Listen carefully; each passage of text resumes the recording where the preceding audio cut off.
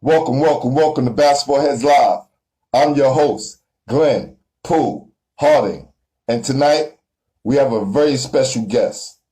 This basketball head is an Archbishop Molloy great who walked in the shadows of greatness after Kenny Smith, Adophus Gaffney, Bob Moran, Kenny Anderson, and Jason Gilliam. This 6'4" combo guard with a high IQ was very solid at the guard position. He was one of the more dominating players in the Catholic School League and throughout the city. After Molloy, he attended South Carolina State University and continued to thrive as a student athlete. At SCSU, he had a good career and was able to grow as a man. These qualities prepared him to thrive and play overseas as a professional athlete. When the game was over, as my guy Eric Hicks and sponsor at Game Over Sports NYC would say, time to make the donuts. So this basketball head made his way into coaching. He began to coach girls at Boys and Girls High School from 2012 to 2018. Not wanting to settle for just coaching, he began training and started the Heal Thy Sports training. From what I hear, he doesn't turn anyone away, from the elite athletes to the average and beginners. At Heal Thy Sports training, they help build mind, body, and spirit for youngsters learning how to play the game. In 2019, this basketball head also became a USA basketball youth development coach to go along with his extensive resume.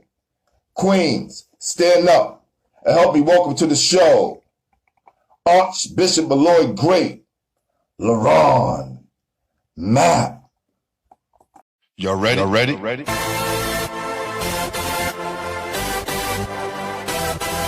Yes. You have just stepped out into the world of chaos. Where everybody goes hard. Come on. Go hard. Go hard.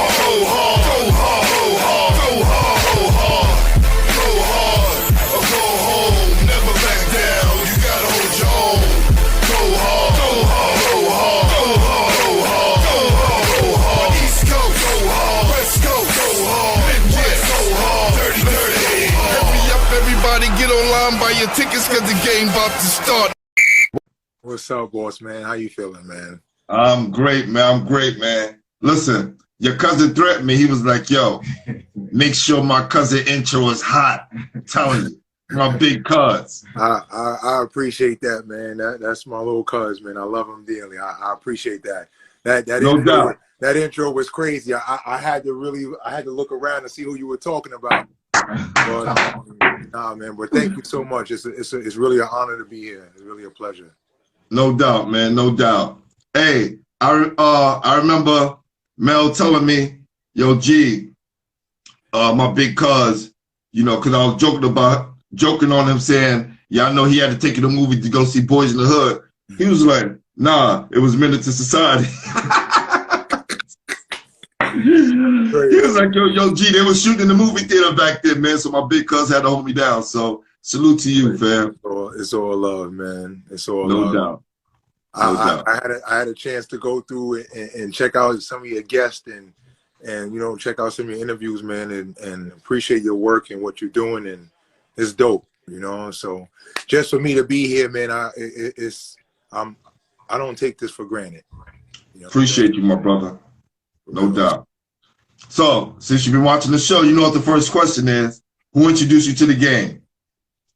Oh man, first of all, my big brothers, you know, they introduced me to the game. It was for me just growing up. I found basketball at a young age. You know, my dad, you know, I didn't have a dad growing up, but I had some great father figures in my life. But the one thing that I realized at a young age was that I really loved the game and I really enjoyed it. And my older brothers really put me in that position. You know what I'm saying? So I appreciate them for that. No doubt. Where in Queens did you grow up? I'm from South Jamaica, Queens, man. Southside Queens, man. Southside. Yeah, man. Southside stand up, and That's right. We're gonna make some noise. We're gonna make some noise from Southside. grew doubt. grew up right off Merrick Boulevard, 116. Okay. And yeah, man. You know, grew up around the Baisley area, 40 Projects area. You know, IS8, 72. Okay. And So my home. let me ask you a question. I was talking to Bimmy, right? And my guy Shy, coach, you know, worldwide Shy, if you see him online, that's Khalil Brantley, Pops. Yeah, of course. Right. Yeah. He said,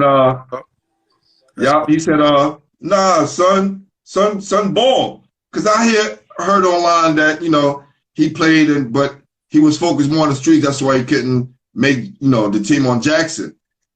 And I hear guys talking all the time, but when I hear somebody give that stamp of approval, like, nah, son was nice. He just was one of those guys who I knew a lot of, right? Yeah. Who was in the school, who was nice, but just wasn't on the team. Yeah, for sure, man. Did you, now, I'm going for voucher number 2. Do you know about Bimmy playing ball? Ben was nice. Growing up, yeah, Ben was nice for sure. Okay, for sure. I mean, we're gonna make some noise for Bimmy right now. Yeah, stamp number 2, fam. Shout out to the OG, man. You know what I'm saying? He paved the way for a lot of us. You know what I'm saying? Wow. Putting us in opportunities to play in tournaments and really growing up. His give back was real. So shout out to that. That's dope, right? Because sometimes if you don't get a chance to participate and play, you make sure, you know what, this next generation, I'll make sure I'm gonna put them in position to have, you know, a chance. And a lot of the older dudes, man, growing up, man, you know, big shout out to Gary Clifton, man, Rise, NYC Rise, man, he's a legend. You know, he really gave me an opportunity to really do my thing, man. Bim, those guys over there on the Baisley side, man. Shout out to Queens, man, for real, man. A lot of older guys play for us, so that's dope. Hey, Bim, that's stamp number 2, fam. All right, and you gave the 3rd stamp. You know what I'm saying? So I don't think no more stamps is necessary, man. Nah, fam, he's official tissue. You know what I'm saying? Basketball has for life. For sure, man. No doubt. So what was the first team you was on? Sure. Growing up, I started in middle school at 72. I really got my opportunity to play high level basketball when I went to Molloy. You know, my story is kind of interesting, and I used to go to Roy Wilkins. If you live in Queens and you know about Roy Wilkins, you know, they used to have rec ball there, and every Sunday the older guys used to play, and they never let me play. You know what I'm saying? They never let me play, and I used to only get on the court in between games. So you know, every time the game was over, I'd go in and get some shots in. But one day I was like, yo, you know what? When I get to play with them, I'm gonna kill them. I'm gonna destroy them. And I think for me that really it started me at a young age because my older brothers didn't want to let me play, so I really had to earn everything that I got. You know, so I think going from there, one day a guy got hurt. They only had 10. A guy got hurt. They needed one more. I told you when I got on the court, I was gonna bust their ass. You know what I'm saying? And I did that. So, you know, I can't believe, man, like, you know, one of the people who were there, Chris Curry, Jason Curry's dad. Okay. He came to me and was like, yo, you know, what high school you going to? I was on my way. You know, I ain't know nothing about it. High school, I just was going to go to my local high school. And he was like, no, you ever heard of Molloy? I was like, what's that? He's like, it's a Catholic school. But the one thing that my mom's, you know, she made sure that I had good grades. So out of middle school, even though I was in 72 and I hung around some of the not so good kids, I still had an A average. Facts. So I was able to get a scholarship to go to Molloy, man. I was blessed. You know what I'm saying? That's dope. That's where it started. Let's bring the phone down a little bit. Okay. Try to get it straight. Because, you know, when I get it on YouTube, I want to make sure everybody is good, all right? Sure. And your name can go next to you and all that. All right. So how important was it to play with the older guards back then? Because I went through the same thing. And if you came up in New York City, that's where you started at. Playing with the older guys and testing your skills there first, if you got a chance. Yo, I think that's what New York City was all about, man. It was all about you trying to, because you really didn't have the social media and the internet like how we have nowadays. So right. If somebody was considered better than you, you went and watched them play. You went to the park and really watched their games and really tried to mimic their moves, and you really tried to do, you know, for real, man. I growing up under Shaheen Holloway, you know, Rafer Alston, those guys, man, I used to really want to outplay them and really just want to just be on the court with those guys. And when you're younger, you got to show up, you know. So, and that's really everywhere, man. But New York back in the days, it was tough. Yes. You know, not gonna say it was better. It was just different. The times are different. You know? Yes. I like the way you said that. Not better, but different, right? And I'm quite sure the older guys, when they looked at us coming up, it was like, you know, shit different, right? Some of them probably was saying those guys wasn't as good as us. So I don't like to say that, right? But I like the way you put it. Definitely different. Yeah, it was a different time, man. You know, and I bet you the people, but the times before us, they can say the game was different as well. And the game is ever evolving. And the longer you stay in this game, you're gonna have to adapt. Facts. You know, not just to the way of the style of play, but to the personalities that come with the game. At the time when you was coming up, right? At this time when you watching, who's the best player in the neighborhood? Man, and the best player in the neighborhood at the time when I was growing up. Damn. I would say Shaheen. I would say Skip. Those two dudes, Queens especially. For Queens, Shaheen, man, and Skip to Malou, man, Rafer Alston. Yeah, man, we played for DeBron and the Trotters. Word. So it was cool, man. But for me, growing up younger, those were the two dudes. Did you model your game after them? Nah, I'm lefty. It was Kenny Anderson. It was Kenny My Anderson. God, kid. That's right. You know what I'm saying? It was. That's right. Once I found out about Molloy and I did my homework and I did my research, you know, I found out that Kenny Anderson was that guy, and Coach Curran used to show me videos, and I remember to this day watching Kenny Anderson versus Jim Jackson. You know what I'm saying? Like going at it at Myrtle Ball Beach Classic. I remember just watching nothing but Kenny Anderson videos, and I tried to mimic my game after him as much as I could. But he's one of the greatest players ever. So, you know, when I saw you wrote right down on the thing, like, you know, Molloy great, I wouldn't consider my career to be great. I told you I'm a humble dude. I'm an honest guy, man. I would say my career was pretty good. You know, I'm not going to be remembered for putting up thousands of points. You know, I really appreciate Molloy for learning the game. I learned how to play. And I think because I learned how to play at that age, it's helping me teach the game now. So. Definitely. When I put that, again, I go by certain guys who are, you know, who I call on every now and again, who are connected, right? To different people, like people are connected to you that I know. Besides your cousin, I can take your cousin advice all day, but it's cool. I got guys that I know you. And when I bring your name up, they have nothing but great things to say. So if anything, Molloy produced a great person. I appreciate that. For sure. Yeah, for sure. And they said son was a killer, man. He was out there doing his thing. Like when I hear guys like, nah, dudes is trashing him. I hear that from some guys. You know what I'm saying? Like, oh, they used to dog him on the court. And everybody get their ass bust. Facts.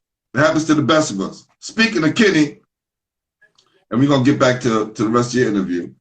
We played against him 1986, Glen Falls. Yo, we was trying to score all the points we could before he came in the game. Because he didn't play the first quarter. He couldn't play the first quarter.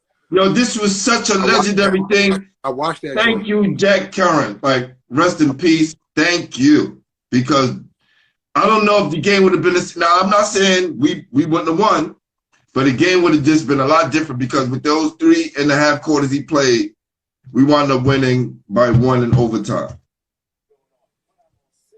And he had 21 points in 3.5 quarters. And that was a lot back then. I'm telling you. Because it was in 3.5 quarters. He didn't even play the whole first quarter. He missed the whole first quarter. That's crazy. It's crazy. So definitely, always somebody to look up to, man. Yeah, and I think for me, man, that was the first person who I actually watched their game and broke their game down. Really, and I really was trying to really mimic everything that I seen him do, and it was hard because he was so great, and sometimes it's just God-given ability, you know. Yeah. And I was just blessed for the opportunity to be able to learn from Coach Curran. You know, every player that went to Molloy and played under him, they can attest to just the type of person that he was and just the things that he taught us about the game. There was no way we could beat a Christ the King. There was no way. You know what I mean? Eric Barkley, Lamar Odom, they had Big Molly. They had a crew, and there was no way that you could stay close into the game as long as you played the game the right way. So I think growing up, I learned how to play the game the right way. So. And I think that saved me in any opportunity or any type of game situation that I was in, regardless of how much better the player might have been. For real, I knew how to play. So how was your time at Molloy? My time at Molloy was different, man. It was, you know, coming from South Jamaica, Queens, and coming from 72, coming from the hood. You really, it was a culture shock. You know, out of 1,600 kids, only 80 were black. So, you know, people could say that it's easy to adjust, but it was a hard adjustment for me. It was. But I think the one thing that I learned at a early age was if I didn't have the grades, I couldn't play. Facts. So, and I had a scholarship, so I had to maintain a 90-something average. So that wasn't hard. It was easy. If I want to play, I'm gonna do my books. So. Yeah, and who were some of the people that was on your team? Oh man, yo, you know what?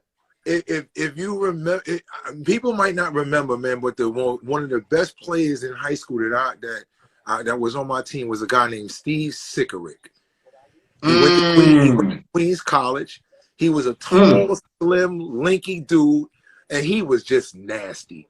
He just had a silky game to him, and it was crazy because he was really, really good, but he never talked to me. He never spoke. He never talked. He was just the quietest guy ever. Like to this day, when I see him and if I talk to him, I want to ask him like he never spoke. He was just a silent killer. You know. Wow. So, but we didn't have, and that's why I appreciate the game so much because I didn't have stars at Molloy. It was me, and I wasn't a star. I was the best of the guys, so to speak. You know what I'm saying? So I'll never sit here and act as if, and even if I train players or if I'm in the basketball circuit, I'm never gonna act as if I was this great high school player with all these accolades. Nah, but you know I put in work. Hey, listen, bro, that's all it's about. I'm gonna go back to my team in '86. We won a city championship. No one was all city. I'm going to say this again.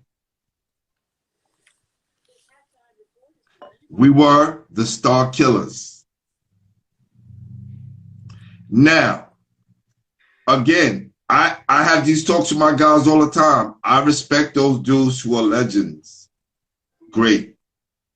The people who did it at the highest levels. But it's a lot more of us than there are of those guys. Right? And I'm not comparing the two, but these guys got better playing with us. Right? I played with a whole bunch of great players from Ross Strickland, Boo Harvey. I played with Kitty. I played with Derek Chivas. These guys, teammates, and who they played high school ball with and shared the table with. These guys don't get a lot of accolades. So on my show, I try to balance it, right? I don't want just legends. I need guys who was on the team. Lamont Long, he played at Boys and Girls. He rarely got any burn, but he was on the championship team. But if you ask anybody out in the parks in these tournaments, they'll tell you Lamont was a killer. Can't shortchange that. For sure. For sure. No? For sure. And I think everyone's value of worth is different, you know, to each his own. I realized when I got to a certain level that what I was going to be remembered for, or what I wanted to be remembered for, and it had nothing to do with playing.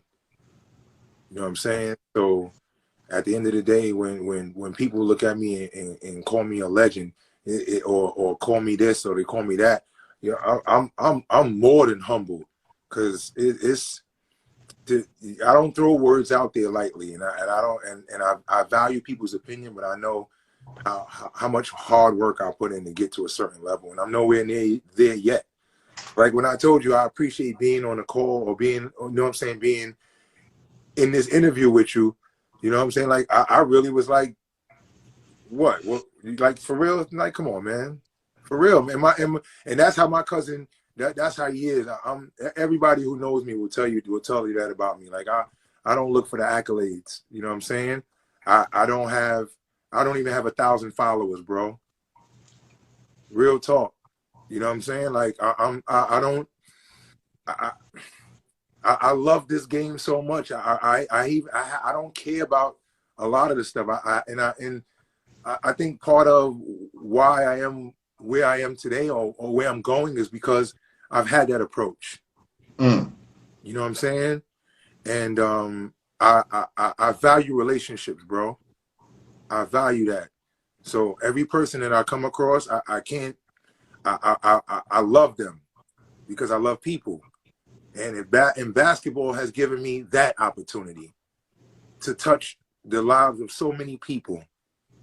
You know what I'm saying? So, like, I know like there's probably gonna be videos or funny things that people do that's gonna get like millions and thousands of views. You know what I'm saying?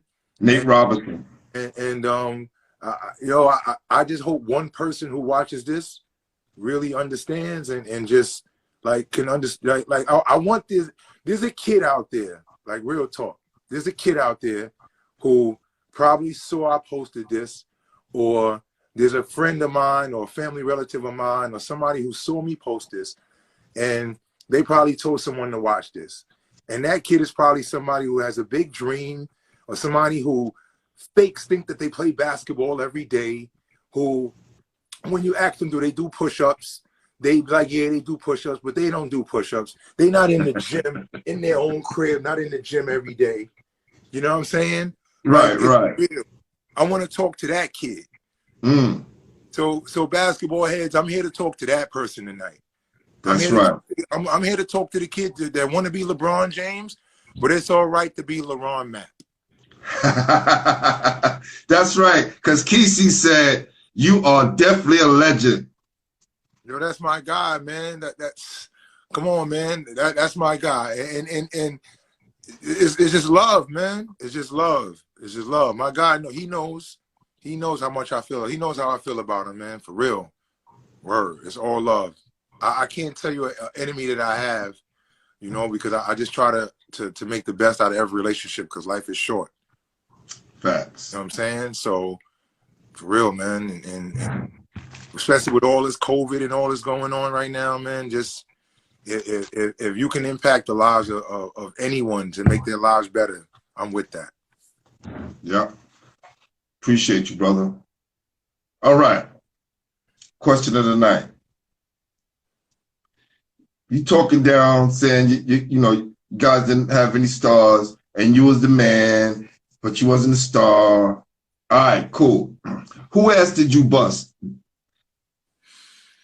And let's keep it real. We're not here to downplay anybody. Again, I like to say this again. I got my ass busted 3 times in my life.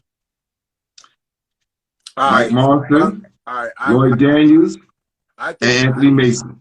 I think the type of person I am, I can honestly say that I would feel more comfortable to talk about the game or where somebody put work in on me, because it didn't happen that often.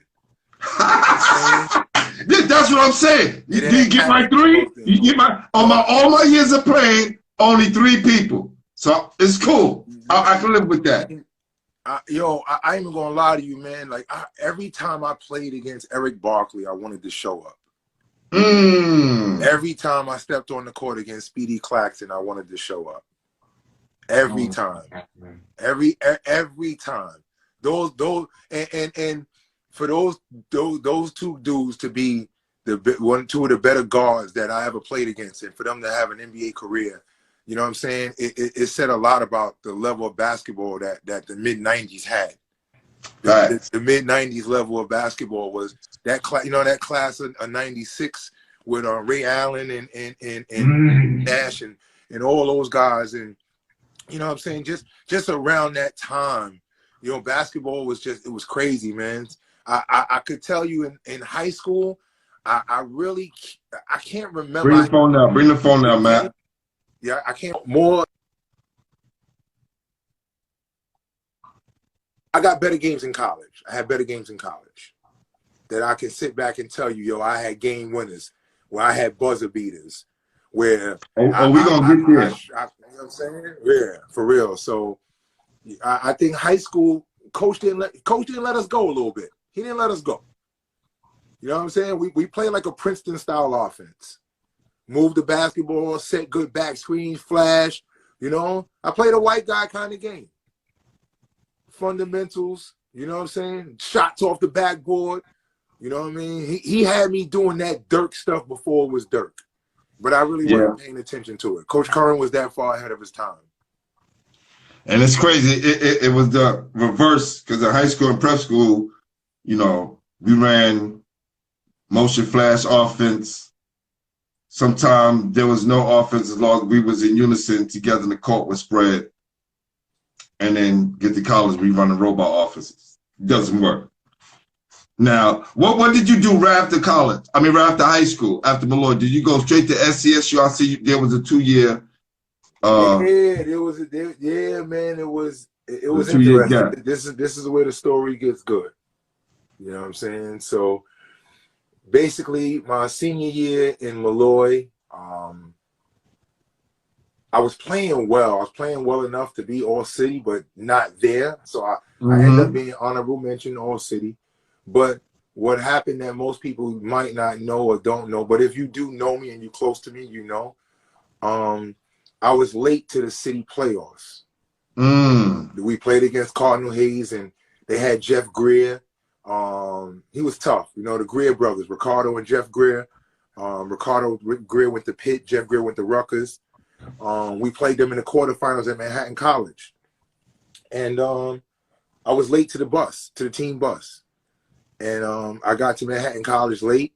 And I got it when everybody was getting dressed, and coach sat me the first quarter. So we lost. And after that, you know what I mean? He put out there that I wasn't dedicated and committed. So I lost a large amount of scholarships. Word. So I ended up having to go to Dowling College, man, Division II. It was the most interesting, just humbling experience ever. Because I had dreams and visions of going high-level Division I, playing on ESPN. And I'm in the gym now with 100 people. You know what I'm saying? I'm playing in a gym that looked like a warehouse, for real. So it was humbling, My life took some ill turns from my senior year in high school to my freshman year in college. In the process, my man Curry B had got killed. R.I.P. Yeah, and they say death comes in threes, man. And my man Curdy B got killed. One of my best friends, Jermaine Brown, died in a car accident, and my grandmother died. So all that happened in the same year. Wow, crazy. So going into Dowling, man, I was an angry dude. Think about it, man. You don't go from Molloy and have a 90 average and go Division II to Dowling. That's not normal. You know what I'm saying? That's not normal. Not knocking those who go that path, but not at all. not the career that you had. It wasn't not being a leading scorer at Molloy. That shouldn't have happened. Back in those days, when you was all city honorable mention, you at least went Division I somewhere. Facts. Period. Yeah. You know what I'm saying? So I went to Dowling College, and Joe Pelicane, you know, shout out to Joe Pelicane, man. He gave me a chance, man. And you know, he was honest and open with me, and he was like, you know, I know you feel as though you don't belong here, and I know this might be humbling for you, but while you're here, make the most of it and just give us your all, and I'm not going to take nothing less. So I respect it, you know. But for people who think that Division II is just lunch meat, man, they crazy, man. They crazy, real crazy. I know. It's some great players on the D2 level that just. Everybody can't play Division I, man. Everybody can't. Only 1% of the people make it. Only 1%. You know what I'm saying? So it's crazy that, you know, I went to Dowling, and I went there for 2 years. The first year, it was great. You know what I'm saying? I even though I didn't want to be there, I played like I knew I was Division I. And, but something happened in my freshman year. You know, and I end up having to withdraw from school in the second semester. So yeah, so my life kind of took a turn from there. What? And I'm not talking about the incident. What did going to Dowling teach you, besides humbling you? It taught me that nothing in life is guaranteed, man. And it was just, you know, from playing on a team with every player on my team went Division I in AAU for Riverside. I played on that team with Ron Artest and Eric Barkley and Elton Brand. And, you know, just being the only dude from that class that didn't go Division I then at that time, yo, it was like, man, I couldn't face nobody in the hood. You know what I'm saying? Like, I felt like a failure. I felt like I was a disappointment, not just to myself, but to my friends and my family. But there was someone who told me that I wasn't ready for Division I, and I didn't believe him. You know what I'm saying? And he told me, yo, if you work on your game another year or so and work on your mental approach, you can definitely play Division I. But I didn't want to listen to that. I ain't hear that. So, you know, a lot of our athletes, former athletes, ball players, go through a lot of mental trauma after the game is over, or if they don't make it to the level that they feel they should have made it. I've heard some stories, and some that was told on here. I'm gonna use an example. Ephraim Whitehead, my guy, I watched Ephraim come up. Ephraim kept it 100. He was like, yo, G, after the game was over and I didn't, you know, get drafted to go to the league, became suicidal. You know, and who would think? Great player, great high school career, great college career, and feel this way about themselves, right? But for him to overcome that, and where he's at now, great professional, coaching kids and sending them to college, I think that's an awesome turnaround. But we got to check ourselves and say, you know what? I've done that, all that I can do, no matter what the circumstances. Some of us get raw deals. It happens, part of life. How you bounce back and get a second shot. How did you get to SCSU? It don't happen often. It doesn't happen to everybody. Usually you quit and you stay in the hood and feel sorry for yourself. And what a lot of people don't know, and only my close friends know this, is that when the situation happened at Dowling, I went to York College for a semester. I went to York College. So I went from being being recruited, highly recruited to go mid-major Division I, low major, mid-low major Division I, to being in York College Division III. You know what I mean? Playing rec ball with DJ Clue. You know what I'm saying? And my guys over there, man. Shout out to Coach Billy Turnage, man, from Wings Academy, man. He was there. No doubt. He know the real. You know what I'm saying? So it doesn't happen to everybody. And I think a lot of times when we get those opportunities, we don't take full advantage of them. I think that's why my story is somewhat unique, because it's full of peaks and valleys that you couldn't even imagine. You know what I'm saying? How did you get to SCSU?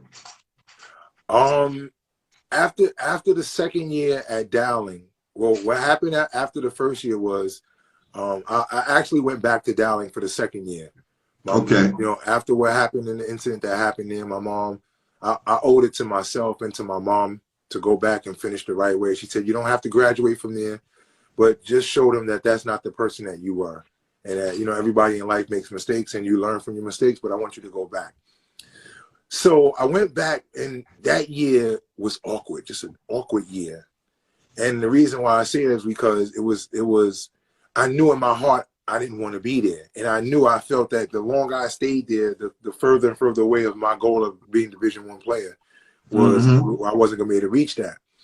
So me and my man Black one day at my crib, we took we took a hat, we put some schools in a hat, we shook the hat up, and we picked 3 schools out of a hat. I swear to God, no lie. We picked 3 schools out of the hat. The one school we picked was Jackson State in Mississippi. The other school, and all the schools were HBCUs. One was North Carolina A&T, and the third one was South Carolina State. So we wasn't going to go to A&T because my man Maine had just passed away, and he was a student there. So we wasn't going to go there. And Jackson State was Mississippi, so I really wasn't digging that. But South Carolina State had a little bit of a look to it. You know what I'm saying? It had a little bit of a look to it. So we decided to fill it out. Plus, I had some in-state relatives, so it ended up working itself out. It was pretty cool. So there's an article about you guys. Yeah. You know that? I'm going to post it. There's an article about you guys coming down there together. Yo, it's crazy. So when I got down there, I didn't have a scholarship. Yeah. Yeah. When you go Division II to Division I, for most athletes do notice, when you go upper level, you have to sit out a year. So going to South Carolina State, of course, I had no guaranteed scholarship, no nothing.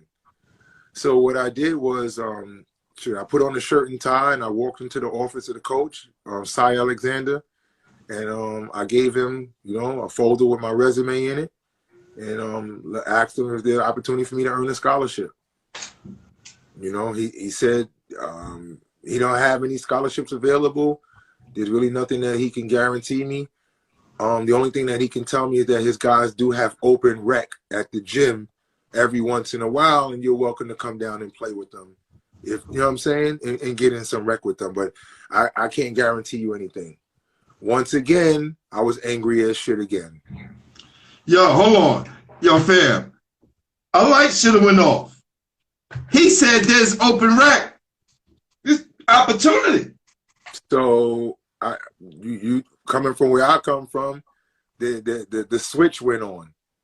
So I went in there and I looked for the head dog. I looked for who was the dog. And I attacked the dog. And I turned that open rec into something else. You know what I'm saying? So no, I went after my guy, man. My guy Vincent Witt, man. He was that dude at the time. He just transferred from Clemson. And him and I during the rec, we got into it. But you ain't gonna get into it with nobody unless you putting in that work. So, we both was going back and forth at each other. And we almost came to blows, and they threw me out. They threw me out the gym. Because he was the dude, he was on scholarship. Right. Some guy on the campus. And here I come, a street thug from New York City, trying to talk shit. They threw me out the office. So I'm saying, so I'm walking up the hill to head back to my apartment, and the assistant coach started driving past me and was like, yo, nah, you need to go to that office over there. So when I went to the office, the head coach was in there. You know what I'm saying? And the head coach was like, yo, who the fuck are you to come into my school, do this type of shit, and da-da-da? Like, who you think you are, da-da-da-da-da? And I was like, he's like, but I liked it. You know what I'm saying? And I need that in my program. I can't offer you a scholarship this year, but I guarantee you'll have a scholarship next year. That's what the guys in New York City do. Listen, man, you just need that door open a little bit. You know what I'm saying? We're going to get in. And I came in to take spots, man. I came in to take somebody's spot. And I remember working in the kitchen with the fishnet on my head, with the jacket on every morning. We're serving grits and eggs to the ball players. Facts. Every morning. Like, I'm going to bust your ass later. You want more grit? You want more bacon? Facts. On my life, yo. I remember, because before I got the scholarship, they used to talk crazy. You know what I'm saying? And I'd be like, yo, all right, watch. I'll see you tonight. And I used to dog them all the time to where the team became, where I became one of the leaders of the team. You know what I'm saying? So that was the transition from Molloy to South Carolina State. Dope. That's definitely, man. That's awesome right there, man. For sure. That's dope. So, let me see where we at. So what year are you in now? Did you do it? Did you do a year at your college, or you just finished up there? I did a semester there. I did a semester there, and from there, that's when I went to South Carolina State. Because I just took a couple of classes at York, and then from there, in that fall, I transferred over to South Carolina State. But my last level of play was at Dowling, so I had to still bring the phone down some. Yeah. So now I'm in my junior year now, South Carolina State. Of course, you get 5 years to play for, so I still got 2 years left. And now we rolling. You know what I'm saying? We rolling. We in first place. We rocking and rolling. And it's one of those things where we got 6 guys average double figures. The highest guy was my man, of course, V. Witt. You know, putting in about 16, 17 a game. But the coach wouldn't start me. He would bring me off the bench. He would start this lineup that was 6'7", 6'8", 6'9", 6'10". But then after 2 or 3 minutes, he would sub me in right away. Like, just for the optic of, we start a big-ass lineup. But, right. But would sub me in right away, and we would go from there. But the last home game of my junior year, we were in first place, and I got my jaw broken in 7 places. I caught an elbow from a big man from Morgan State, and I was out for the rest of the season. So we ended up losing in the championship game to Hampton that year, and Hampton that year beat Iowa State. That's the year they beat Melton. Yeah, I remember that. Yeah. So you know, it was crazy because I was really playing my best basketball, and I really had the team going, and I really debated on whether or not I should play, even though you know, I had the protective thing on my face, but I just couldn't live with the fact that if something was to happen to me, you know what I'm saying, I'd be messed up forever. So I just chose to play. So wow. You know, that's still a decision that I regret, but you know what I'm saying, I can understand as I'm older now. You know what I'm saying, I don't even know if I'll be able to have a conversation with you if something would have happened to me. You know what I'm saying? Crazy. So it's all good. That's right. Y'all want to give a shout out to my guy BG. You know what I'm saying? He definitely on here. LES Express. BG, that's my guy. That's my guy. Don DeMarco, what up, my guy? What's going on? Oh man, that's my dude. My guy Dwayne coming back on here. All right, Jaleel Tripp, what up? DC. You on here, definitely, man. Listen, we're moving. Bring the phone down some. Yeah. Okay. We're moving into season 2. We're wrapping up season 1. I think this will be show 97. I think there's 3 more shows to go before the end of season 1. That'll be my 100th show. and I got a very special guest. I'm not gonna let out the bag yet, but definitely worth it. So you get your jaw broke. How did you end your senior year? My senior year was crazy because I had some ups and downs. I didn't play too consistent, but I had some game winners. I had some. Let's talk that talk, fam. Let's talk that talk. I had some game winners, man. But I really didn't have the best year in order for me to move to the next level. You know what I'm saying? To have a great opportunity to move to the next level. All right, that's cool. Let's talk about this game winner, fam. You kind of rushed right through that. So give me one of them. Give me one of them. All right. Norfolk State. Down by 2. I say 30 seconds to go. You know, none of the plays in college, none of the plays were for me. But sometimes you just feel as though you just want to do what you got to do when duty calls. So this one right here though was crazy because my man made a great move. We actually was holding for the last shot. We was gonna go into overtime. My man made a great move, got to the basket, missed the layup. I guess the big fella tipped it out. I'm standing almost near the half court line, near like 30 feet. That shit just tips out right to me. I just step right into it. Money ball game. You know what I'm saying? And then just run out the arena, just run straight out. Just run straight out. Yo, what is that like? Listen, people, if you never experienced that, that is like the greatest feeling. The greatest feeling. You ran out the gym. You were out of the arena. Just ran. What were you home or away? Were you home or away? Away. Oh, perfect. Away. That's perfect. You know that's how you end it. Word. You don't steal their court. You just let them see the ball go through the net and you leave. You know what I'm saying? And then I ran. It was one of those things where you run past your teammates. you just run past them, like you just meet them in the locker room, like yeah. You know what I'm saying? Real talk. In a senior season of a lot of ups and downs, that was definitely one of the high moments that I had in that season. Wow. Let me write this. K-Sun to Dawn. I'm going to play Division I because of you, Coach Matt. That's what's up, man. Salute. That's real talk right there. I'd like to give a shout out to Karen Miller for sure. That's what's up, man. That's my guy, man. K-Sun, a hard-working young fella, man. For real, I appreciate that. That's all love. Oh, man. That's all love, man. That's dope, man. I like to hear that. So, do you think more high-profile student athletes should go to historically black colleges? I think absolutely. I think it's all about the optics, you know. If it takes someone to be the trendsetter, it takes a group to do it. It's not going to happen with one. It's going to take 5 kids or 5 guys that's the top players that maybe came from the same AAU team or the same program, and they all take that entire program to one university or college and do it from there. That's what it's going to take.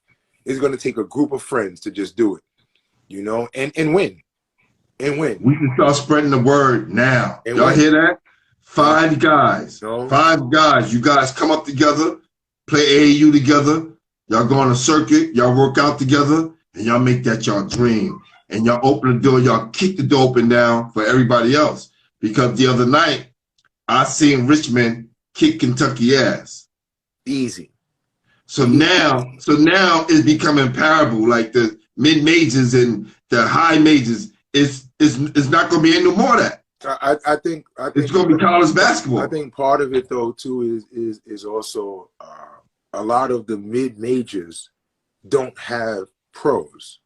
One and done. They stay there for a year. Yeah, you getting grown men. And you can't undervalue. Remember, we talked about playing against your older brother, playing against your uncles. You know, sometimes your uncle might be 2 years older than you. He might be 3 years older than you. Just that experience alone is different. And you have those younger guys who come in and they're just phenom, they're special. But Yep. then you have a lot more of those younger guys who really, it takes them time for their bodies to adjust and for them to adjust to the game. Every level of basketball is an adjustment. Every level. And that's why the numbers get smaller and smaller as you go along. Because not everyone's able to make the right adjustments to play the game. You know? And that's why having a great fundamental base of not just skill set, but work ethic and demeanor and just your mind frame, all that plays a role in your longevity as an athlete, all of it. Imagine being one of the best players in the country.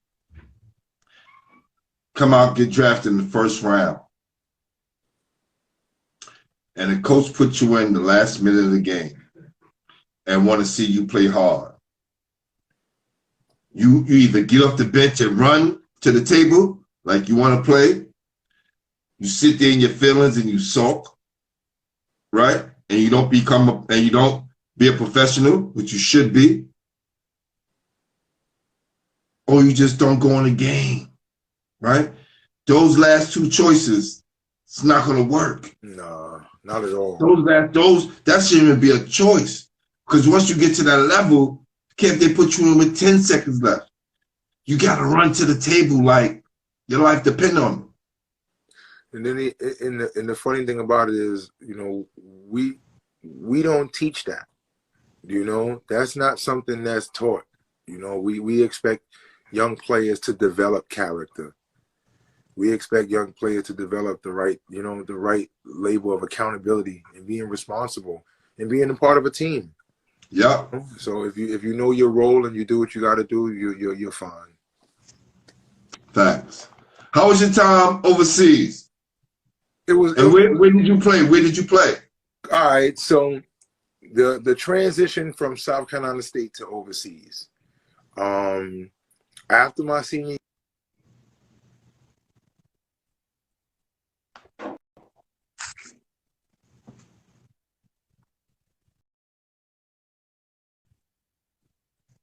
Okay, I hear you now. But I really didn't have, you know, no offers to go to any camps or anything like that. So, and this is for the kid who has big dreams. When you play this game and you play it all your life and you do it as hard as you can and you give it your all, and you get to a certain point to where you feel as though you can't go any further, it's humbling. Yes. It's humbling, and it's the hardest dose of reality you ever would have to face or you would ever want to face. And like you said, a lot of people don't prepare for it. A lot of people can't handle it. And a lot of people have been lied to or were lied to for their whole life. The one thing that helped me was I never had anybody tell me that I was going to be this and I was going to be that. I never really had that. I never had the expectations of, yo, you're going to be a draft pick or this and that. No, I always from day one had to prove myself.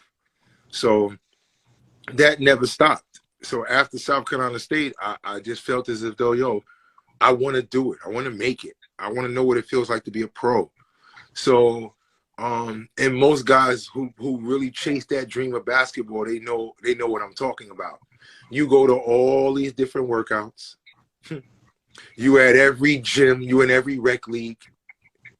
You make sure, right? Repeat this. You make sure you show up for the big games in the Rucker leagues, in the Dykeman's, in the pro cities. You fucking make sure you show up.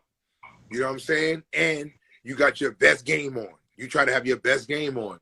And, you know, even though there was times where I felt as though I outplayed certain players or I really had a great performance or I really showed that I was capable of playing at the next level, those opportunities never came. They never came. So, you know, building relationships is important. Yes. When people see your grind and people see how hard you work and people see how hard you want it, they're good. You know, someone's going to give you an opportunity somewhere.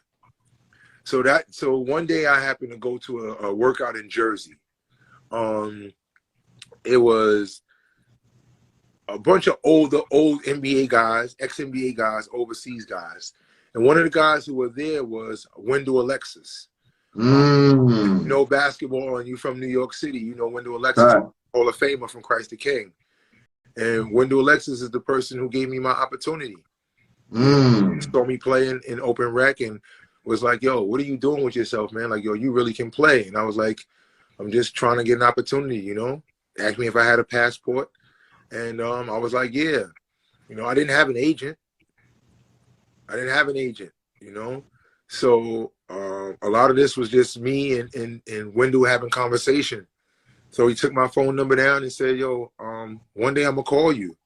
And if and when I call you, be ready. I can't tell you when that's going to be. But just stay in the gym, stay active, and stay ready. Yo, that call came, bro. That call came. And when the call came, he was like, yo, are you ready? And I was like, hell yeah. And he was like, all right, this is the situation. You're going to go to Dusseldorf, Germany. You're going to leave from Newark Airport. When you get there, there's going to be somebody there, you know, with your name, with sign, and you know, you go from there, and they're going to take you right to the complex, and you sign your contract, and you go from there. All right, cool. You know what I'm saying? Like I was breathtaking, man. I didn't even know what to say. I was stuck. I was dumbfounded. I didn't believe it was real until he sent me my ticket. When I got to, you know, when I got to the airport, I remember, you know what I mean, kissing my mom and being proud, like, yo, mom, I'm actually going to play professional basketball. Like, this shit is crazy. Like, it's crazy. It's surreal from everything that I've been through. So if anybody knows an overseas flight to a minimum of 6 hours, minimum. Facts. So, you know, when you get off the plane, you go through customs, everything is good.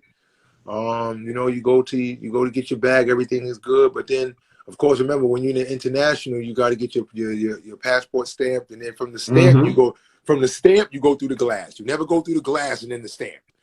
So everything is good, man. I get my stamp, man. I'm good. You know, they ask me what I'm here for. I'm telling them and you know, I'm excited. I get off the plane. I go get my bags. Everything is good. I'm going, and you know, I see everybody with the signs, and then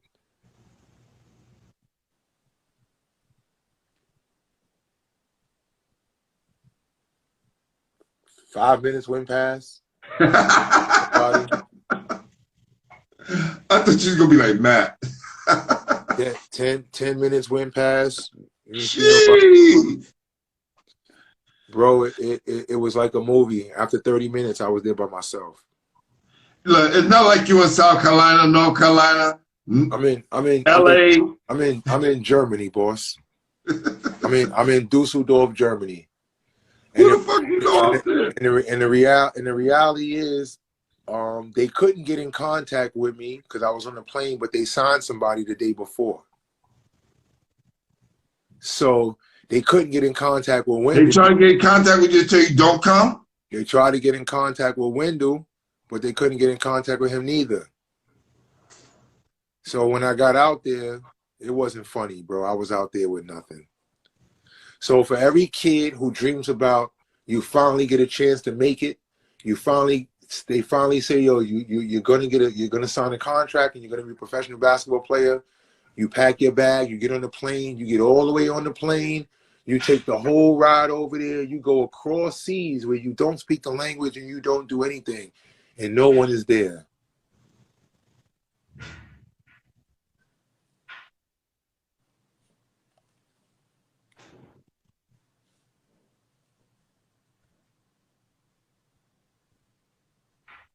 Sorry, my G. Ain't nothing to be sorry about. Kids need to hear my story. People need to know that it's real. People need to know where this passion comes from. Facts. The average person doesn't know this about me. Chances are, they still won't. But for the people who are here, who are watching and listening, there's a kid somewhere who has big dreams, and I want them to know that, yo, everything doesn't happen easy. So I'm there, and the story gets deeper because think about it. When you come home from college, what's one thing you don't have? A job. What's the one thing that you have is big dreams. What's the one thing that you don't have is big pockets. Why? Because you're chasing this basketball dream. So you don't think you don't think getting a job is worth it. So for every person who knows, who understands what I'm talking about, man, you know what I'm talking about. You didn't want to go get no job. You was naive to think like, yo, nah, I'm gonna make it. And that was me. So when I went out to Germany, I didn't need any money. I was about to sign a contract. What I needed money for? I had $100 bill, $100 bill, one. I had one. I'll never forget. I had one $100 bill. And when I finally got in contact with Wendell, you know, he was so apologetic. He was so, you know, like, yo, you want to come home? Da, da, da. And I was like, nah, man, I want to, I can do it. Like, I can do it. And he was like, well, I can't guarantee you nothing, but I know someone. I know someone who's an agent, and you know what I'm saying? Like, I can see, you know what I mean, if he can get you a tryout or something like that. Man, it was a guy named Dean Wahler in Germany. And he was a small-time agent. And, you know, he had some mid-level overseas players and some Americans. And he was in Osnabrück, Germany, which was about 100 kilometers from Dusseldorf. When I exchanged my money from United States money to euros, I got 76 euros. The train from Dusseldorf to Osnabrück was 76 euros. When I took the train, I got on the train, I literally had no money. I had nothing to eat. I had nothing. I had nothing. But you could not tell me that I was not going to make it. You could not tell me that I wasn't going to make it. I didn't know where I was going to sleep. Dean said I could sleep on his couch. I slept on his couch. Guys who played overseas and don't have this whole big, great fucking lollipop merry-go-round type of story. There's many stories of the grit and grind. You know what I'm saying? So after I get to Dean's house, there's that chip again. There's that same South Carolina chip. There's that same I was at Dowling chip. You know what I'm saying? Word. There was that same I got to show up against the best guards in the country every night. That was on my mind. So every tryout that Dean got for me, I played out of my mind. But remember, now you playing pro basketball. The money got to be right. But they knew that I wasn't coming from a big school. They knew I didn't have a big resume. So they offer you pennies. So I never forget, man. I signed for, I think it was my first contract. Oh, man. It was $2,000 a month plus $100 win bonus plus a apartment and a car. And every time we would win, my money would go up and up and up. Man, it wasn't nothing that I dreamed of. It wasn't nothing that you dream about when you're young and when you're shooting in your backyard or you go to the park and, you know what I'm saying? You see the commercials, but you couldn't tell me I wasn't a pro. You couldn't tell me I didn't make it. When I finally signed my first contract, I knew that I wasn't going to be remembered as a basketball player. I knew that. I knew that making millions of dollars playing basketball would not be my calling. I realized that. I realized it. When I got over there, I loved teaching the game. You know, I would go to hospitals and visit kids less fortunate and visit kids with terminal illnesses and disabilities. And I would run my own youth program And I enjoyed that more than I did playing. I kind of just started showing up to the games. Everything else philanthropic that I was doing out there really kind of meant more to me. So I kind of just started to realize it, and then the business aspect of it came in. I got released like in my second year, my third year, I got released. You know what I'm saying? And I went from, if you know about being overseas, you know the different levels and the leagues. You go from the first league to the second division to the regional league to, you know what I'm saying, to the Uberliga. Yeah, man, it's crazy. I ended up getting more money. I played in the second division, Germany, second division, the Pro B. I made more money in the fifth division than I made in the second. Why?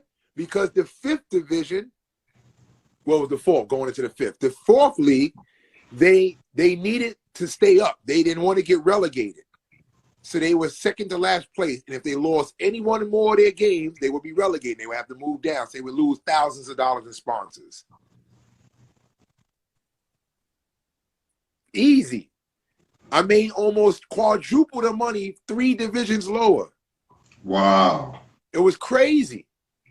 So I end up saying to myself, like, yo, do I want this life? Do I really want this? I had a daughter who was in New York City at the time, and she was going through some stuff.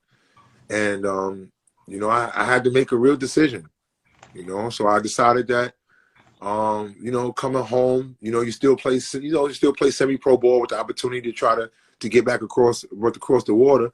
But when you over there, the best thing to do is stay there. If you want to keep playing. If you don't want to keep playing, then you come back. And if you got a good agent or something like that, you have an opportunity, then that's something different. But for the most part, nah. So, yeah, that's what happened, man. That's crazy, man, because I'm going to go back to your intro, man, because,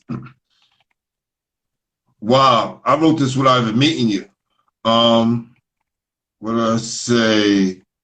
Said at SCSU, he had a good career and was able to grow as a man. These qualities will prepare him to play and thrive overseas as a professional athlete. And I knew nothing about what you just told me, brother. Crazy, right? Your story is amazing. It's crazy. It's crazy. And your cousin didn't tell me any of this. So this is breaking news to me. Touched a lot of guys and women who are on here tonight and youngsters, man. So just keep doing what you're doing, man, because you're definitely doing the right thing. And first of all, I appreciate you for, like I said, for having me here, man. And I'm not a role model. I'm a real model. Real talk. And I want kids to know that if you play this game long enough and you give it your all, it's gonna hurt when you're 40. Talk. Take it to church. You know what I'm saying? I want them to know that yo, there's only 1% of us who make it. 1%. If I gave you anything in life and I gave you 1% of it, you wouldn't want it. You wouldn't take it. You know what I'm saying? And then that's division 1. Less than 1% of us make it overseas for whatever level you play on. So I commend and I respect every person, every athlete who's made that journey and who's going through some sort of adversity. I respect you. And I mean that. You know what I'm saying? There's guys who can speak to more stats. There's guys who can speak to, you know, a better lifestyle. But I'm rich in my experiences. I'm rich in my knowledge, and I train as though, I teach the game as though. I don't take nothing for granted. You know what I'm saying? I know how to I know how to make myself into a pro. And part of my, you know, my thing now with everything with basketball and just everything with the COVID is, how are you going to be better from this now? with everything going on with society, how it is, it's easy for us to make excuses and for us to fall to the wayside. And we got to be strong now, you know? So if my story is an example of anything, is an example of it, you don't have to make the NBA to be a pro. And you don't have to have millions of followers and have millions of views to touch lives. And for real, man. So just having the opportunity to share my story with people, I appreciate you, you know, because it's not ended. It hasn't ended yet. It still is only getting better. Oh, for sure. We only halfway through, right? So I speak to a lot of guys about that transition from basketball to the real world, how difficult it could be or not. Some guys have a different transition than others. How was your transition from leaving ball to the real world? It was painful. It was painful. And every ball player who did this for a while and did this with big hopes and dreams, you've had those sleepless nights. You had those nightmares. You had them. You can't shake them. If basketball mean anything to you, you 40 and you still wake up sometimes in a cold sweat because you made a game-winning shot. And your wife or your girlfriend might wake up next to you, be like, "Yo, what's wrong with him?" It's still in you. It's in us. Facts. So Facts. the transition is the hardest thing. Yo, for real, when an athlete dies 2 deaths. Facts. That's so real. An athlete dies 2 deaths, man. So, and a lot of us, you know, we're not honest with ourselves. Facts. We're not honest with ourselves. We lie to our friends, we lie to our people, but more important, we lie to ourselves. You know what I'm saying? And sometimes we don't want to let go because basketball is all we know. You know, or basketball is all we've done. Not all we know, but all we've done and all we've given our life to. Imagine you give your whole life to something and you don't make it. That doesn't mean you're a failure. Facts. So that's what I want the advocate to do. Yeah, can you say that again? Because I'm not exaggerating, bro. We have a lot of ball players out here right now who are going through that exact thing that you're talking about right now. It's imagine giving your life to something every day and then realizing to a point to where people don't consider you good enough to do it anymore. It's painful. It's embarrassing. It's humbling. But you're not a failure. You didn't lose. You actually are a winner because you gave it your all and you went as far as you can. The worst thing you can have in life is regret. Yo, I wish I would have ran 1,000 more sprints, but maybe my other hit would be done, not just one of them. I wish I would have listened. I wish I would have listened to this person or that person. But you know, we all make our own path. I just think that kids nowadays, kids don't have the foundation to succeed. You know what I'm saying? And that's why I started my company called Hill Valley Sports Training after playing. It was because, you know, you have so many kids who are really talented but don't have the mental approach to handle the game. You said you have some kids who are not talented at all and have all the smarts but don't want to put the energy and effort into being great. You know, that's why we marvel at certain athletes, because when they can put it all together, you look different. You know what I'm saying? That's why we marvel at it. But someone told me this, man, and it stands with me, and I try to live by it every day. You know, and I hope that if someone's listening, they'll really take to what I'm about to say. They said the successful ones are remembered for their accomplishments. The failures are remembered in life for their disappointments. But the average individual in life is just plain forgotten about. Ask yourself in life, are you average? Think about it. In school, we focus on the kids who make the honor roll, or we focus on the kids who do horrible. Those kids in the middle, they get the C's and the B minuses, we just leave them alone. We don't even focus on them. They're invisible. Think about it. In sports, we focus on the teams that do great, and we focus on the teams that fail horribly. We very rarely care about anybody in the middle of the pack. You can't remember who finished place in the Kentucky Derby, who finished in 5th place in the Kentucky Derby. It'll never matter. Right. You know what I'm saying?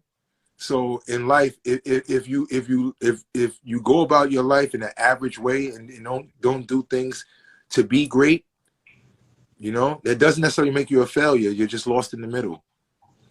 And a lot of people, especially in this game of basketball, they get lost in the middle. Yes. There are way more guys that get lost in the middle than guys who turn out to be great or have great careers. Definitely. Yeah, absolutely. Absolutely. Wow. And I know that there's gonna be guys who you interview, man, and that come on your show and you know that's gonna have so many more accolades and so many more accomplishments.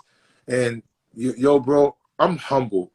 But I know the one thing is that I'll put myself in front of anybody and I'll put my training methods and my style up against anybody, because I think the experiences that I've had are rich and vast. And not everyone who played the game can teach the game. That's super church right there. My guy, Mark Petit, good friend of mine for years. He said, Matt is the man in the basketball community. Facts. Coach Mark, that's my guy. Yeah. Boys and girls. He was at Boys and Girls with me, man. You know? Yeah, for sure. Now, you was coaching girls, right? Great. Yeah. So after I stopped playing, I always loved to teach the game. And Bernard Gasaway, Principal Gasaway, gave me an opportunity to come into Boys and Girls. And that was at the time where Coach Lovelace had she had like a super team with Mike Taylor and Leroy Flood and my little point guard, Antoine Slaughter. Yeah. I just put him up today, yeah. But there was another guy who really, really stood out from that team that I really fell in love with, and Bryce Jones. He was one of the key pieces in that team. And my boy I really saw that the girls program, you know, while they had a good coach, it was just struggling at the time. So I decided to take the program on and just, you know, try to give the program an identity and a culture, establish a culture of winning. Could never be a Ruth Lovelace, man. Shout out to Coach Lovelace, man. She's a legend, you know, but I try to do my best to put boys and girls high school basketball on the map.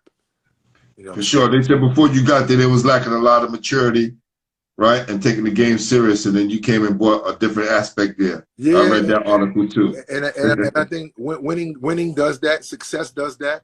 Yeah. But also, man, the one thing I took pride in is that every girl had over an 85 average on my team, and wow. I had a 100% graduation rate. So, I know every young lady who I've coached, and I think that's part of the reason why I decided to stop coaching high school basketball, was because I kind of felt as though I couldn't reach as many kids as I wanted to. I started to train the girls, and I started to train the players we were playing against. And my boys and girls used to be filled with players from South Shore, players from different schools. You know, they was coming to work out with me, and their coaches knew, and I loved it, and I enjoyed it, and it was fun. So I think for me, that's what made me really want to go into training. You know? Wow. My God, Dwayne Cumberbatch said you won the chip with the girls at 72. Middle school. Yes. D. Cumberbatch, man. Allen A.M.E. Church, man. He's one of the best guys ever, man. Oh, for sure. My school plays in his league. Yeah, good guy. Love that. And I used to work at Allen Christian School for a year as well. Nice. That's what's up, man. Cumberbatch, man. I remember he first started that program, man. He just got it off the ground, man, and to see where it is now, man, he's one of the great dudes in the world, man. Forget about New York City. So what's up, D? That's right. It's my guy. So I coached girls one time, and it was this past summer at my guy Mo Kirby's Memorial Day celebration, and I coached him for a half. And it was like one of the greatest experiences I had coaching. I've been coaching over 20 years. Boys, you know, middle school, public, elementary, and high school for like the last 15. but coaching the girls was something special. And these girls were very good, and they were way more skilled than the girls I remember seeing coming up. I just was blown away. And they were 9th and 10th graders, right? What was it like for you, right? What was the best thing about coaching girls? The best thing about coaching girls was that I never had to draw up alley-oop plays. You know what I'm saying? And even though I never drew up alley-oop plays, I still drew up alley-oop plays. You know, you can tap it in. But if you understand what I'm saying, it's for sure. It's a beautiful game. I have 2 daughters. My daughter Naya, she's 22, and my daughter Layla, she's 12. My daughter Layla plays now, and Naya played a little in high school. And from there, I just, you know, I was already partial to young ladies, and you know, just you don't get an opportunity to coach a varsity AA school.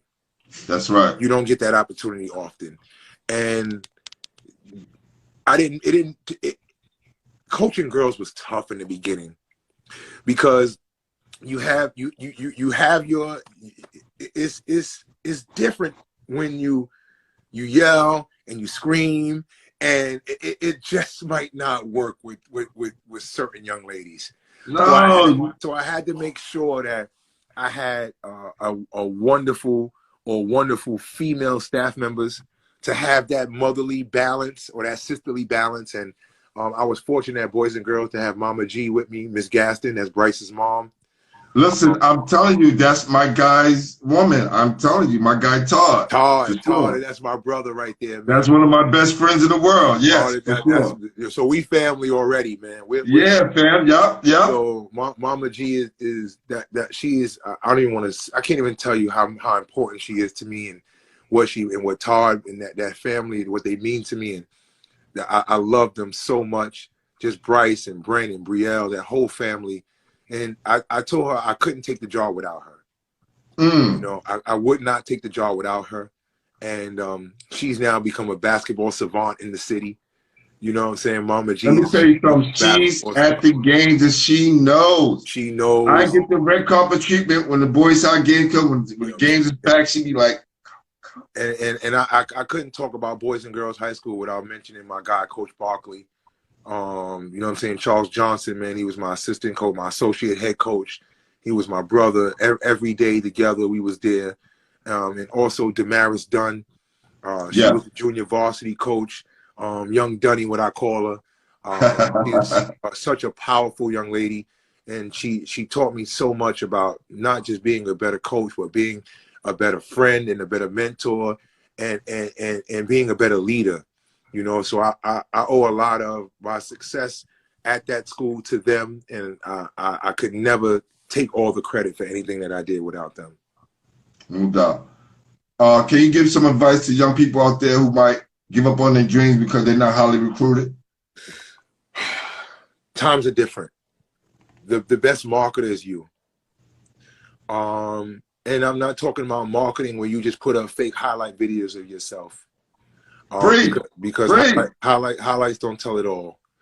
You know, the worst thing is when you see a kid put up all these great highlights and then you watch him play and you can't see none of those highlights. Facts.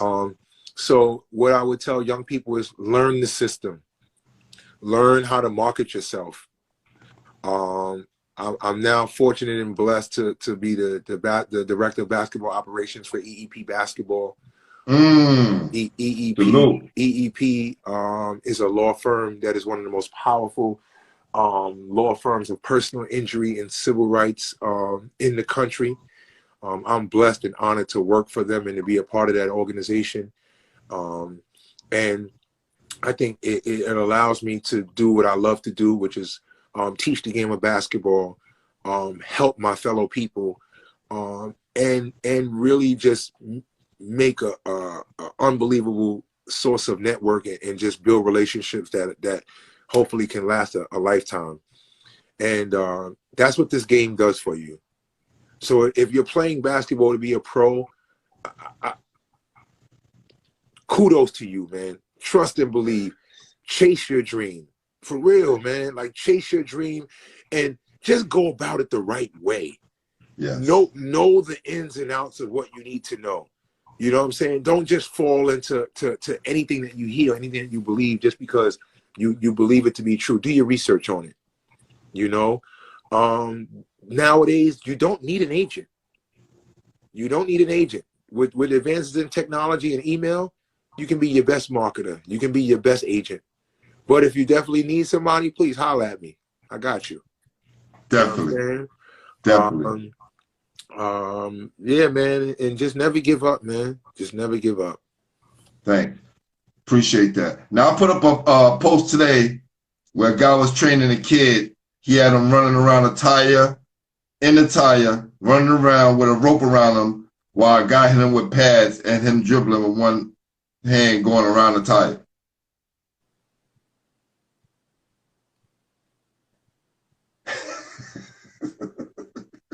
Well, here's what I would say to that.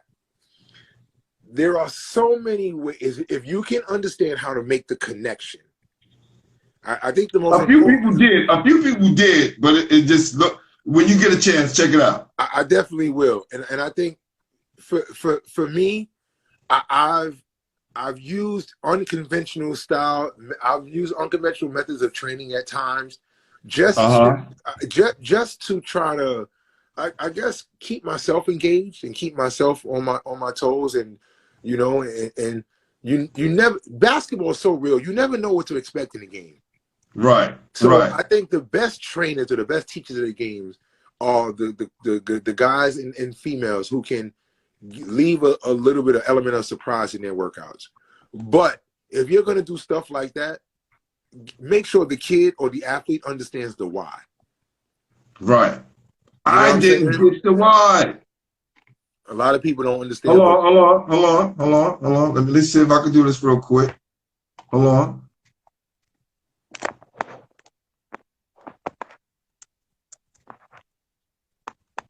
You see that? You have to make it bigger. You see it? Yeah, I see it. Now, he got a rope. He got a rope pulling him. He got somebody beating him with a pad, and he's dribbling high as hell, trying to keep. Well, you see? It's a guy like that. I would say he means well. You know what I'm saying? Like you really, everybody, you watch all these trainers, you watch all these teachers of the game, you watch all these videos, and you know, there's some of them, man, they're really dope. There's some that are really dope, and then there's some guys who you be like, you know what, that kid will never do that in the game. That's not that kid's skill set. You know, that's not what his makeup is, or in reality, that's not what the coach is going to have him doing. Right. So a lot of, you know, and my thing is, what's your basketball pedigree or resume? You know what I'm saying? How do you become validated to teach the game? And some people just put effort in and just learning and studying it. And you don't have to be a player to learn and study the game to teach it the right way. Facts. Some of the best coaches in the world didn't play basketball. Facts. But they learned how to play. And some of the worst coaches in the world were some of the best players ever. Magic Johnson. So that just because, like I said before, you can play doesn't mean you can coach. Just because you can coach doesn't mean that you know how to play. But, you know what I'm saying? So it's to each his own, man. It's to each his own. But New York City is in a struggle right now. Yes. New York City is not the melting pot of basketball the way it used to be. New York City as a whole, we're far below where I feel we should be. And a lot of that is because we don't teach the game anymore. You get a whole bunch of good players, you put them together, and it becomes an AAU team in high school. And what happens is now is because kids are they're better, they're a little bit more athletic. Their fundamental skill set or their toolkit is missing, is lacking. Yeah. So when they get to the next level, if you notice something, the better New York players leave New York. Yeah. This is why, if you notice, I've been posting lately, New York City great. Like a lot of the people I've been posting lately, all left New York City. My guy's son is one of them. Yeah, Akenna, yeah, just Akenna Smith. He was at Nazareth. When Tiny left, he went to the Catholic, Newark, the school in Jersey, Hudson Catholic. Yeah, Hudson Catholic. And now he's at Springfield Commonwealth. This kid is 6'8", smooth, can shoot it, dribble, dunk on your head. He's gone. Well, but my thing is, who are the legitimate teachers or teachers of the game in New York City? Like, for real, man. You know, shout out to. I learned a lot from Jerry Powell. I posted him today too. I learned a lot from Jay Hernandez. You know, I learned a lot from just watching great players do the little things.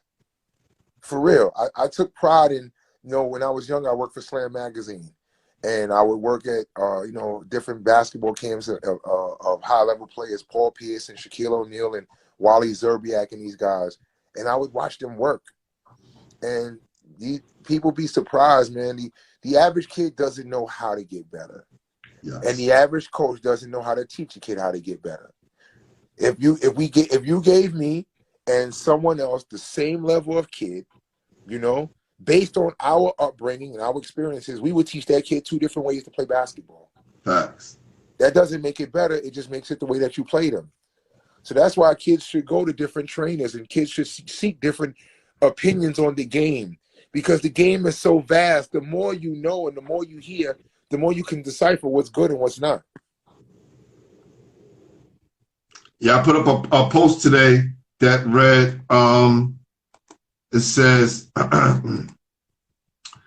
elite basketball players from the NBA down to the PSCL all work with personal trainers to improve. And I wrote on top, how important is the trainer today?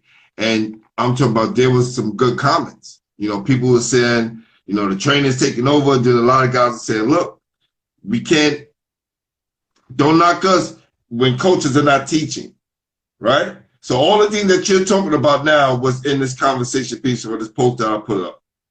And you're saying all these things right now, and I don't even think you read the post. It is crazy because I didn't, but great minds think alike.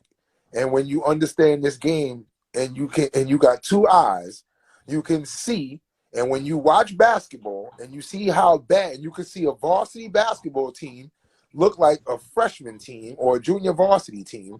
It's disgusting. It really is. And I think, one of the things that I've done over the past couple of years is I volunteered my time for no money. And sometimes when you do that, people appreciate your effort. And I say that to say, I volunteered at USA Basketball. That's how I became a youth basketball coach. And I just took an opportunity and just went to Vegas. I just got on a plane and went to Vegas one day. And my thought process was, my dream has been to work for USA Basketball. It's been my goal since I've been young. And since I decided to really get into teaching the game, I feel as though I want to be on the highest level. And I feel as though it's not always how good you are, but it's who you know.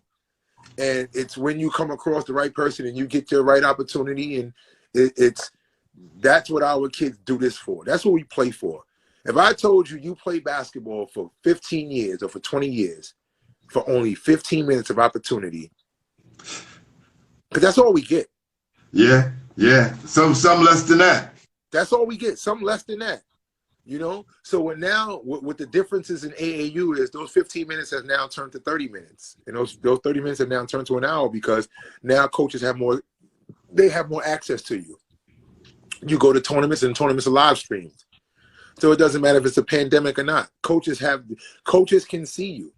But now basketball is also oversaturated because you have so many AAU programs, kids are just playing. They're not being taught. So you got parents paying $600 to go to an AAU season, and the kid is playing in 4 or 5 tournaments. They might see one college coach at those tournaments, And that kid is losing by 30 and 40 points. But guess what? They get a Georgia Peach Jam T-shirt. Maybe a pair of sneakers, a bag. You know what I mean? They get a hoop group. They get a hoop group poster. You understand what I'm saying? So our kids are not learning enough, man. You know? Yo, hold on. I'm going to take a pause in this because every chance I get, I want to make sure he understands. I don't care if he's listening or not. The guy who runs Hoop Group, Tiny Green, was my assistant coach in college. And I'm not going to make a whole story about him, but I heard he's still the same Tiny Green. But that's a whole nother story. Let's get back with you. I want to try to wrap this up, man, because, brother, I don't want to keep you on too long because we have more to go. Hey, listen, man, I'm actually self-quarantined, man, so I don't really have anywhere to go. I'm pretty good, man. I'm good. All right, cool. You know? All right, cool. You said that. Who is the best high school player, best college player, and best pro you ever played against? One each. The best high school player that I ever played against was Wally Zerbiak. Word. Me. For ISA, he caught me for 40. Woo! But I mean, the Panthers that year, they had him, Elamine, they had Tavares Bell, Norris Bell, they had Big Ed Brown, they had Lamar. Yeah, that was a little bit different. So the best high school player that I ever played against was Wally Zerbiak, and really Eric Barkley. Eric Barkley was a dog. He was a dog, and he had one great fucking move. The in and out with the left hand. I'm telling you. And because that's the boogie. That's that boogie hand. We all learned it from Pearl. Because he was right-handed, that in and out with the left would kill people. Yeah. Word. So the best college player I ever played against. The best college player I ever played against. Well, shit. What's the name gave us 26 and 22? Drew Gooden. Woo! Yeah, we lost to Kansas that year. But you know who was really, really good? St. Joe's. Marvin O'Connor, Delonte West, and Jameer. Yes. That was one of the best games that I enjoyed playing against. Nice. You know what I'm saying? So, yeah. Absolutely. And you already named a couple of pros already if you want to keep going. Man. Nah, I mean, what's crazy too is once you get overseas, you see people from all over the world and you be like, damn, where you from?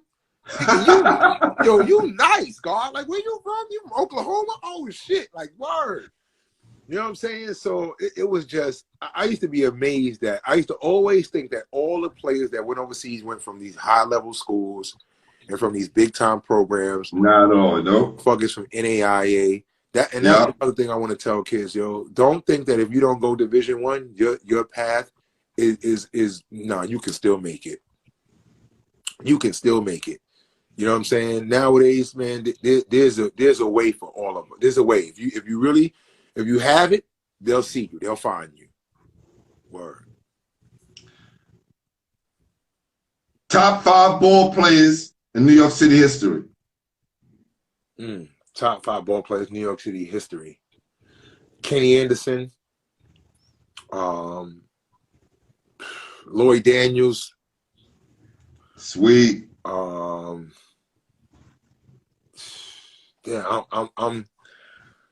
Oh my goodness.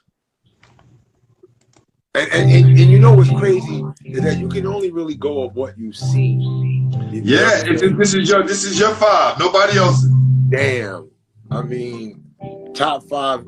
I ain't gonna lie. I seen Skip to my Lou do some things. I can't leave Skip out. Skip. I can't leave Skip, man. That's my guy. Damn. Lamar. Listen, finish your 5. Lamar was the reason, one of the reasons why I started this show. Facts. was the first point forward I ever seen. Yeah. Like, at his size, running the point, and everybody was okay with it. You know? Word. And this might sound crazy, but Ed Booger Smith. Nah, don't sound crazy, fam. Ed Booger Smith, I seen him come to Queens and put a number on my gym one night. Woo! And I've never seen a player do what he did in a game. Like, I'll never forget that. And when I finally met him, and we were together this summer, and I was like, yo, man, when I was younger, I came to watch you play one night, and you destroyed, and he knew exactly the night I was talking about. And he was, yo, word. And yo, we had a drink right after that, and we took a photo, and it was dope, man. And I was like, yo, how's it feel knowing that you're one of the greatest players ever in the history of New York City? Like, how does that feel? Yeah. You know what I'm saying? Yeah. Like, that's crazy, yo, to be looked at in that manner. You know, I want to be remembered. You know what I'm saying? I always want to be that person that 100 years from now, yo, you remember Laron Mapp, you remember Coach Mapp, or you remember Mapp for whatever reason. You know what I mean? But just, I can imagine being remembered for your talent and your ability to just to be a marvel at what you do. It's crazy. Yeah.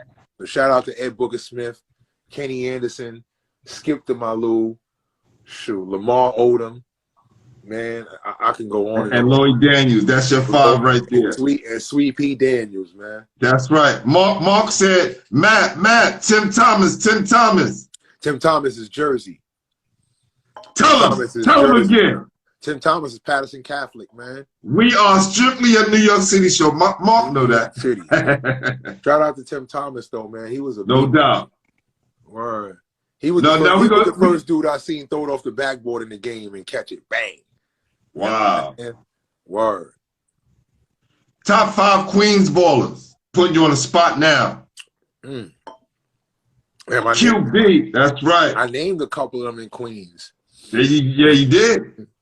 Yo, one of my top 5, listen here, man. I gotta go with my guy, man, Black Gold, man, Wes Nelson. You know what I'm saying? My guy, Black Gold, Wes Nelson was one of the best fucking guards ever out of Queens. What? Yeah, man, yeah. If people know, they know Wes. They know what I'm talking about. Shout out to Wes, man. Shout out to Wes. Black Gold. I'm gonna write that name down, fam. Facts. That's gonna be one of the people you nominate. Word, man. Shaheem Holloway. Yes. Man, of course, like I said, Kenny Anderson, Kenny Smith, Speedy Claxton. You know what I'm saying? Damn, man. I can go on and on, man. All of those dudes, man. All of those dudes are dudes that I really respect, and I really respected their game. And you know what I'm saying? I was motivated to either watch them play against them, or, you know what I'm saying, all those guys. Last question. I should have had the Hennessy for this. I should have had the Hennessy. No. I know we definitely, ain't drink definitely. champs. I know this ain't. I should have had the Henny with me. I mean, word. Nah. Last question. How good was your cousin? Next question. Nah, I'm playing. Yo, man. My guy. Think that next question. Nah, that's my guy, man. Come on, Coach Grammy. Yeah, Coach Grammy kid. So I know he was a baller. Hard nose. I'll run through a wall for you. It's my guy, man. And that's how he coached. He coaches like that too. Yeah, I used to do that too. I'm trying to evolve. You know, my next realm of coaching, I don't want to do too much yelling. I don't want to do right. You know, I want to give the kids exactly what they need. Be stern, but be fair. Yes, I think, that's my kind of my but style. we learn. I love it. He's a damn good coach, though. Yes. Word. Yes. Well, we come to that moment, fam, and I know since you his cousin, he laced you. And I never see the pictures. I see him when y'all see him. Y'all ready?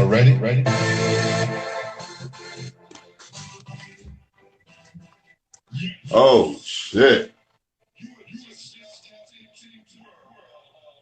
Wow. Yo, that smile right there, fam. You know it's cousin smile right there, fam. That's what's up, kid. That's my guy. I need that. I need that. Yo, send that to me. I need that. That's what's up, man. That's love right there. That's going in the frame. That's going in the frame, man. That's all love, man. That's crazy. Beautiful, man. Yo, what you guys got going, man, is something epic, man. For real, man. Oh, man, it's been a blessing, man. For real, and man. what your cousin bring to the show, add this dimension. Let me tell you, he got people calling me. He even get me in trouble. People saying, yo, where my picture at? I didn't get my picture. Can I get my picture? Listen, man, I will, as soon as I get out this quarantine, I will be right there knocking on your door to come get that photo. Yeah, Mel gonna have it, so y'all hook up. But we definitely gonna be talking some more, fam. Definitely. Yeah, for sure, man. And listen, whenever you want to come on the show, going to come back season 2, I know you're gonna have something going on. Sure. We can do it again. Sure, and I'll make sure I have my little glass of Henny here with you too. We can have a drink together. Hey, man, listen, man. I just want to say thank you, man, and you know, go check out at EEP www.eeplaw.com. At EEP basketball. For real, man. We're one of we're the best. We're the best at what we do. Nah, fam, I'm definitely gonna promote that, man, for sure. And I truly appreciate you having me on this show. And if you would love to have me back, man, next season, it would be an honor. You know, no doubt. Look, you already family, fam. You already Mel, know that. Good friend. Todd, my best friend. Yo, Mama man, G. Please, we all family. Please, man, when you speak to Todd, man, I'm gonna call him. Please, man, tell him I love him. I miss him. You know what I'm saying? And we're going to get together. Happy holidays to you and your family, bro. For real. For sure, bro. For sure. And listen, it's going to be your job next to nominate some people to be on the show. Oh, I got a couple people. Perfect. I got a couple people. All right. Man. I'm not right now on the spot. Right now on the spot? You can do it. Right now on the spot, I'm nominating my guy, Levance Fields, man. Lee Fields, man. University of Pitt, Brownsville legend. New York City street ball legend. Yo, let me tell you. Big East legend. I put up the young boy Sean Fulcher, right? Because I was watching him all weekend. And I said, there hasn't been another point guard as exciting as a variant since Carlton Paco screen. My page is going off the hook. Levance Field, fam, you can't forget him, man. I said, you're right. I'll put him up the next day, put some respect to my name, fam. So he got a spot in the show. Yo, listen, man, he's a dude that, you know, much love. Shout out to Lee, man. And I mean, in our NW, man, for real, man, never ran, never real, man, for real. Dude, oh yeah, and thank you, Karen. Today's Dave Edwards' birthday, man. Rest in peace, Dave. Man. Happy birthday, Dave. We love you. Rest in shoot, man. From Queens, Dave Edwards, man. Oh, it's man. My God, man. How could I forget Dave Edwards, man? Rise, man. Southside Queens, man. One of the greatest, man, for real. Rest in peace, Maine. Rest in peace, Maine Miller. You know what I'm saying, man? Just for real, man. Rest in peace, Dave Edwards, man. And wish everybody and their families during this tough COVID season, man. Stay healthy, stay strong, and get better now. No doubt. Salute, AB. So, man, yo, my brother, I appreciate you, man. Thanks for having me, man. For real, G. For real, man. No doubt. It was all love. Thanks for having me. For sure. All right, good night, man. All right. All right, cuz. No doubt. He said peace, cuz. Said peace. Wow. Another powerful interview by my guy. The family now, Laron Mapp, a true Queens legend, for sure. New York City, stand up, because we are the official home for New York City basketball. Basketball Heads Live.